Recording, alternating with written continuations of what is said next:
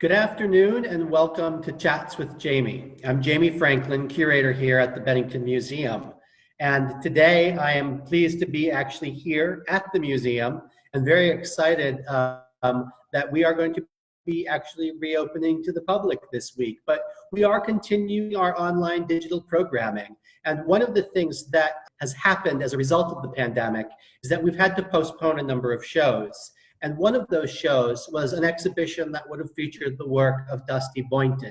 And Dusty is an artist who lives and works up in the northern part of the state, but we were really excited to be sharing a wonderful selection of her paintings and some of her monoprints here in our Works on Paper gallery downstairs. Unfortunately, because of the pandemic, we've had to postpone that.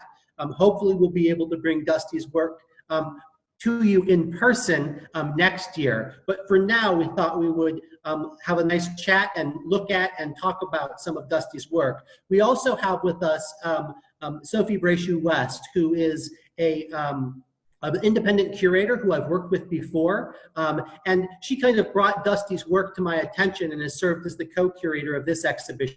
Without further ado, I'd like to welcome Dusty and Sophie to Chats with Jamie. So welcome. Hi, Jamie.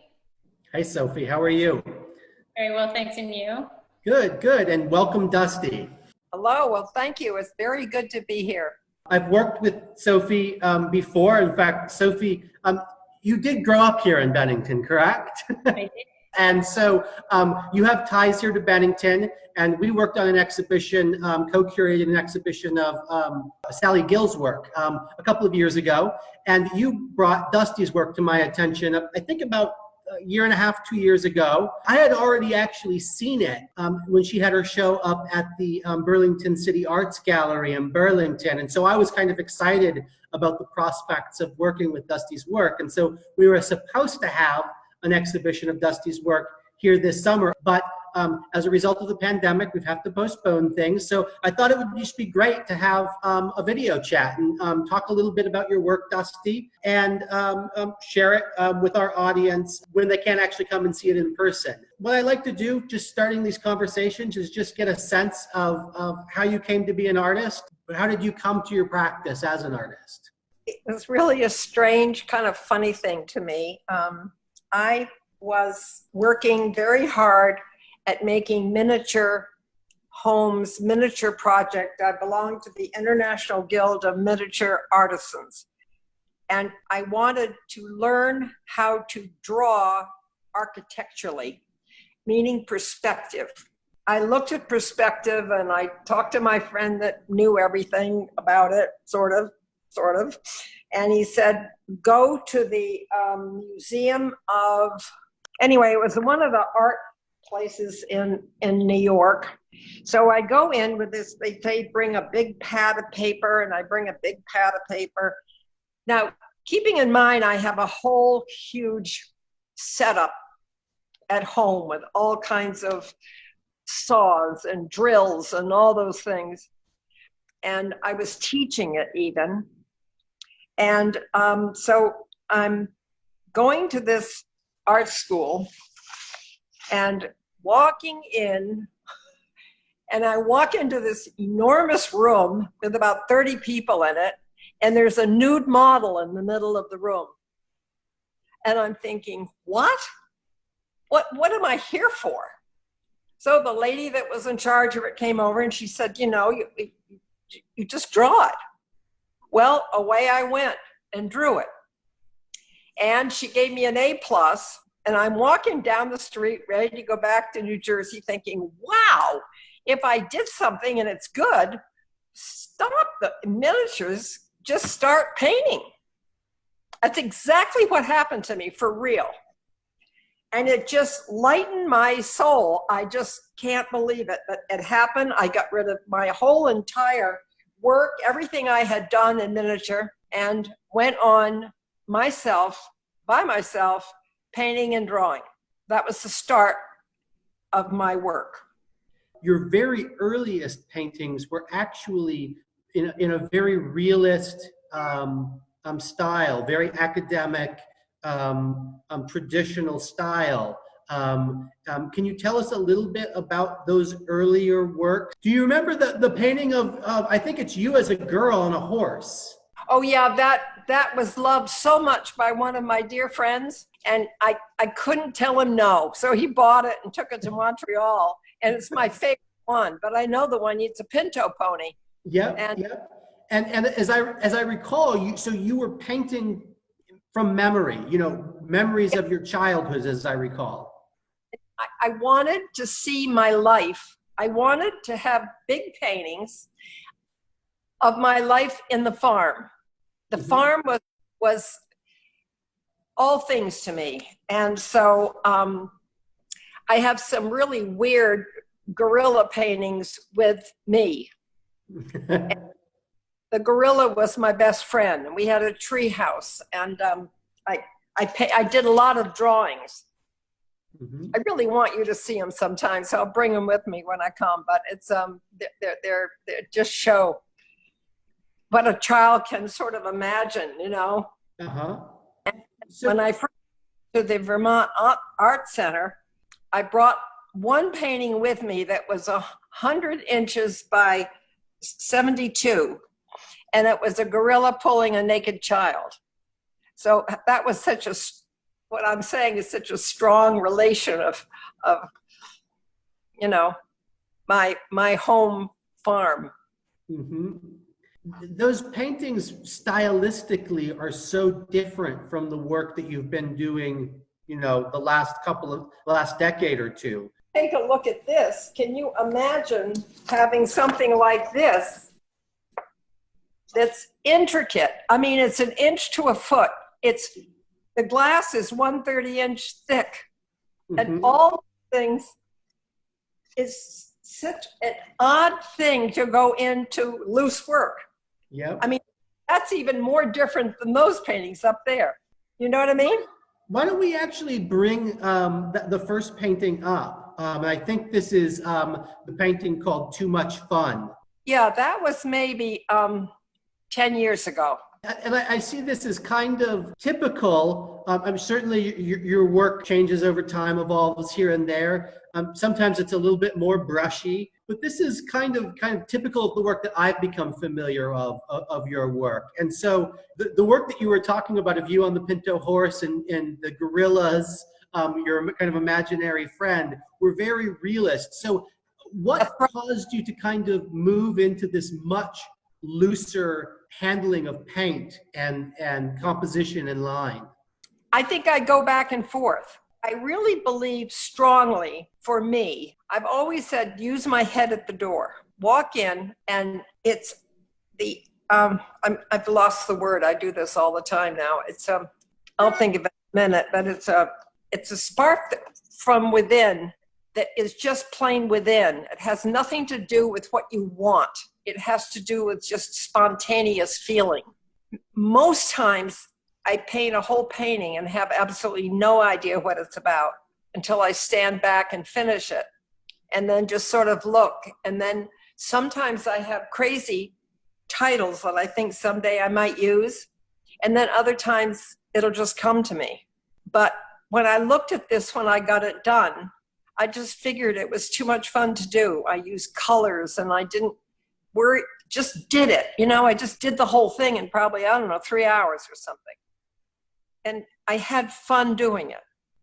Yeah, so it's very much a kind of you don't have any predetermined sense of your pictures beforehand, and the titles even come to you afterwards too. But they have this kind of joyous, almost childlike quality to them. But I think while there's this kind of childlike spontaneity, there's a kind of deep well of human experience and emotion and psychology that goes into your works. It's more on some paintings and not at all on others, I think. There's also laughter in my work, and it's very odd that I'd make a painting after a story. But there was an advertisement for a woman's handbag that was $5,000, and I got so carried away with the fact that it was $5,000. and what would you do with it, you know? And so I've got her purposely carrying it with the arm through it. It doesn't even sit on the arm because it's so expensive. And I looked at it about 3 years later. I put it up in a big wall in my bedroom, and I looked at it and I thought, the guy with the yellow hat behind has no trousers on the bottom. You see no legs. And I looked at it and I thought, oh, I forgot the legs. And then I thought, oh, if you put them in, it would look terrible. And so I thought it was really fun. That there was a big mistake, but I wouldn't put it in now anyway.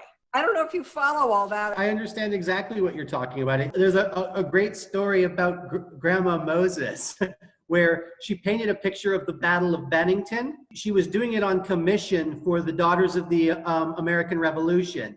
And Yes. when she showed it to them, they rejected it because she included the battle monument in the background, which hadn't been built until more than 100 years after the battle. And when Edward R. Murrow was interviewing her about that picture, he said, so why did you put the battle monument in the background? And she said, well, because it looked good, I guess. That's right. Exactly. And you know, I think that's just how artists think. They're not trying to duplicate reality. They're trying to create an image that conveys certain feelings, emotions, and kind of psychological states. And you don't need legs if it looks right. Exactly. The word has come to me that I've worked so hard for, and that's called the subconscious mind. I really work on keeping it so that it comes from really within, and start with a line and let it follow. Think about the negative space maybe sometimes, maybe not. I don't know, but it's just so much fun because if you follow the line, it will somehow, that line will make you respond. Your subconscious mind will feel something. I think it was Paul Klee who said something along the lines is like taking a line for a walk. That's what he felt his process of drawing was like, was just, you know, sitting at the table and taking your line for a walk. Yes, yes. Well, why don't we take a look at the second image? And this is your painting Town Meeting. How long have you been here in Vermont? Since 92. And did you start painting before or after you moved to Vermont? Before, because you see, I painted, after I went to New York and I came back, then my husband saw an advertisement for the Vermont Studio Center. It was called something else way back then. And he said, I think you should really take a look at this and go up there, Dusty. And so he was so nice, and I went up, and it was a great experience for me. And then and I was on the board, and then he came up, and they asked him on the board. And then we just fell in love with this area because it's high up in Vermont.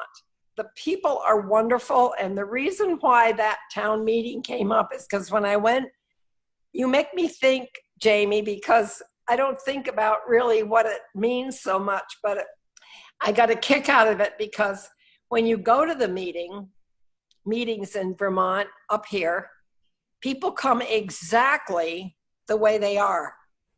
You don't know what they're going to wear. They might wear a crazy hat. They might wear this, they might wear that. And it's just Vermont is wonderful.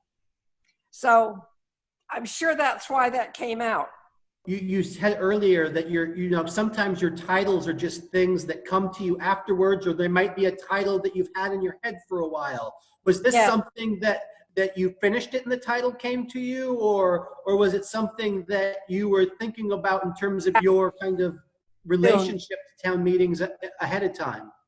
Yeah, pretty soon afterwards, I think I named it. I love these pictures in particular. The three that we have to talk about today are all multi-figure compositions, but each of your figures, and oftentimes your paintings are individual figures, they have so much personality, but then when you put them together, they create these, dialogues, and I think the viewer you leave them open. There's ambiguity. There's enough space within them for the viewer to kind of start to relate to them and tell stories. But I love this idea of kind of the quintessential Vermont institution of the town meeting.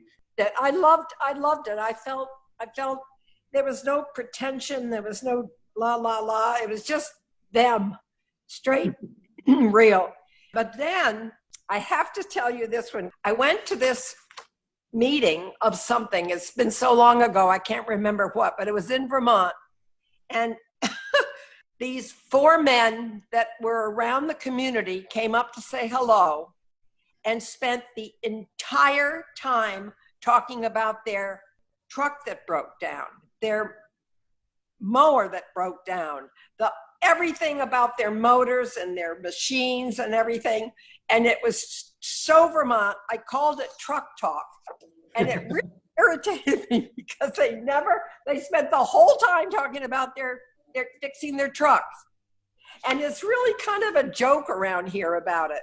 But I loved it, and it made me irritated, but I loved it at the same time. You know what I mean? I love the people here. Why don't we move on to this last third image? This is one of my personal favorites of the paintings that we were going to have on the show here at the museum. It's titled, is it Suspension? Yes. Again, it's a multi-figure image. It's a little unusual in my experience of your work, at least, in the sense that it has what looks like a church-like building there in the middle, some sort of architecture. But all of the figures, the two animals on the left side of the composition that seem to have flowers or trees sprouting out of them, and then the church-like building in the center with what looks to be a cross or a crucifix at the top, and then this winged angel-like figure. To me, they all feel very, very much like kind of very personal symbols. Are they things that you personally relate to, or are they things that just kind of come out of you and you don't necessarily have a relationship with them until they exist on the canvas? That's exactly right. I don't know what it was all about. The only thing that was real to me about this is some very dear friends wanted to buy it, literally bought it and brought it back because they couldn't buy it because they're Jewish, and they realized it had a cross. And I think I understood that perfectly. In other words, they loved the painting, but I can sit here and say, oh, I think it's this or that, but it's not true, Jamie. Even after you finish a painting and you've titled it, do you ever kind of create or have a sense of some sort of story that you personally attach to it, or is it still kind of an ambiguous mystery to even you in the end? Some of them I do, yeah. But the forms, I mean, my studio is filled with all kinds of things now. There's tons of stuff up here all over the place. And I just wonder sometimes, who am I? You know, it's like I don't try too hard to figure all of them out. Well, it feels a little bit to me like, as we're talking about it, you talk about the unconscious, it almost feels dreamlike. It's like when you wake up in the morning and you can recollect a figure here or a scenario there, but you can never quite figure out how they all relate to one another, but it creates a certain emotional or psychological feeling within you after you've woken up, even though you can close your eyes and remember bits and pieces, but there isn't necessarily a through line. So I think a lot of your paintings, particularly this one, have a sort of dreamlike quality about them. This one does, doesn't it? Yeah. As we close up here, what I'd like to do is, we'll just come back to us chatting. Can you tell me a little bit about how you've been dealing with the pandemic and in terms of all the social distancing and self-isolation that's been going on?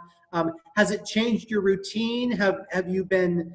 Do you think any of it's made its way into your work? Have you been actively working in the studio during this period?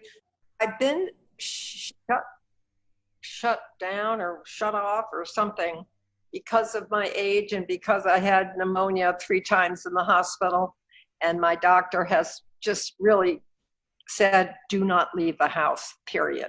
So many artists, I'm sure, would think, great, I can just stay in here and paint all day, and I have plenty of paint. But I couldn't, because I lost my husband 3 years ago. So I wasn't going to mention that, but between being isolated and having the grief, I haven't painted until this month. All this, I have not painted. And I tried and couldn't do it. So I think it took away that, I play my crazy music all the time, my playlist, and I just have a great time when I'm having a great time painting and stuff. But Yeah. when you're sad and you're in grief and you just feel like you've never gotten out to a store, you don't do anything. It's just like, so honestly, I haven't touched anything until I decided, well, if you do nothing, Dusty, the first thing you could do is clean your art table. So it's funny, once I did that last week, I've tried to finish a painting and it's pretty much done. Sophie, I'd like to bring you in too. You're, an independent curator, but you also have a gallery there up in Stowe. How has this moment affected you as a gallerist and somebody who works in the creative community in a different way than Dusty as an artist or myself as a curator? Well, I can say it's been very challenging. Yeah. There's the being disconnected from community, I think has been tricky. And I think you all have been doing such a good job at the Bennington Museum with connecting over video with your community, with your chats and the tours at 10 and all of that. And for a small gallery like me, I aspire to have the time to do that. But, homeschooling and taking care of, day to day has been a little tricky. So I am looking forward to opening up by appointment only in the next 2 weeks. I'll be opening my doors. But I do believe even more strongly, I think through the pandemic, that in the importance of artists and art. I love this quote by Gerhard Richter, that art is the highest form of hope. And that really resonates with me. And it's why I do what I do and why I will keep on doing what I do in spite of the headwinds that we're facing. Well, that's I love great. I think that's perfect. And though Dusty, though you haven't necessarily been able to be in the studio, I have no doubt in my mind that, as we continue to move forward, as things begin to open up and as you begin to process this experience, I know all of us are continuing. It's all happened so quickly and yet at the same time feels so drawn out. I'm sure that we will all begin to process this in our own ways over time. And I have no doubt that this experience will somehow find your way into its work, even if you or anybody else may not be able to pinpoint it. I have no doubt, because you are a very person that I know pours yourself consciously or unconsciously into your work. And I think that's the great power that artists have, is that they have an ability to process these moments in history where there's so much going on. It's hard to talk really coherently about it, but artists have a way of, whether it's quickly or over time, processing that and having it work into their work. So I look forward to seeing your work as you can get back into the studio, and hopefully we'll be able to share your paintings in person with the museum audience next year. But for now, I just want to thank you both for joining me today. And again, I look forward to seeing you and your work in person sooner than later. So thank you. I want to thank you, Jamie, for just a wonderful time like this. I think what you're doing with artists is fantastic, especially how people start painting, because so many people feel that they've got to spend years working in art school and everything. And I do think some do, but I'm just saying that it's so wonderful that you can have the interviews of all how people started and how people paint, and it's just great what you're doing, I think. Well, thank you. And I think it is the variety of artists and the creative process, and no artist approaches their work the same. And so the more that we can share that, the better. Yes, thank you. No, thank you. Thank you, Jamie. This is Bye-bye. wonderful. Thank you, Dusty. Yes, thank you, Sophie, for a lot of things.